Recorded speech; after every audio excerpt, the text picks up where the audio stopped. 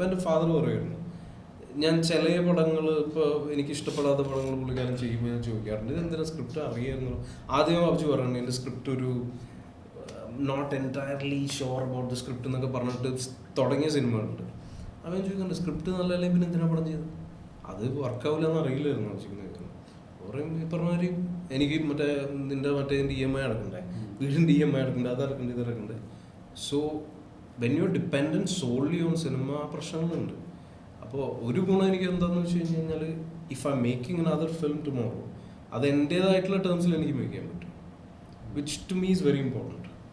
അപ്പോൾ എന്താ പറയുക, I want end of the day ഒരു സിനിമ ചെയ്ത് കഴിഞ്ഞാൽ I want to be proud of that film.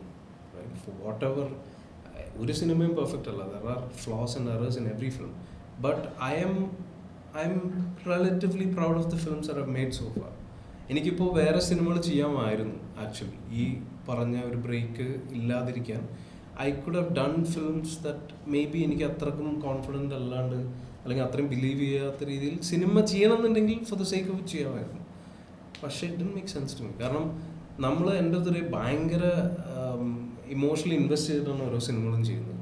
So if you not proud of what you are doing, ആ സമയം ആ ഒരു effort and you have to fight with a lot of people. That's another thing with cinema. Like നമ്മളുടെ ഒരു vision ഒരാളെ convince ചെയ്യുക എന്ന് പറയുന്നത് even to the audience, like ഒരു ഓഡിയൻസ് തിയേറ്ററിൽ വന്ന് ഇരുന്നിട്ട് അയാൾ സിനിമ കണ്ടിട്ട് നമ്മളെ വിഷൻ ബൈ ചെയ്യണമെന്നുണ്ടെങ്കിൽ നമ്മുടെ വിഷൻ അത്രത്തോളം ക്ലിയർ ആയിരിക്കണം, നമ്മൾ ക്ലിയർ ആയിരിക്കണം, ബാക്കി എല്ലാവർക്കും ക്ലിയർ ആയിരിക്കണം. So for you to convince everyone around, ഒരു 200 പേരുണ്ട് സെറ്റിൽ, അതിൽ ഒബ്വിയസ്ലി നമ്മൾ ജഡ്ജ് ചെയ്യുന്നൊരു 5-6 പേരായിരിക്കും. പക്ഷേ ബാക്കി എല്ലാവരും നമ്മൾ നോക്കുന്നുണ്ട്, what is your process, how you are doing it, and everybody is experience in cinema. So ആരെയും നമുക്ക് ഫൂൾ ചെയ്യാൻ പറ്റുമെന്നില്ല.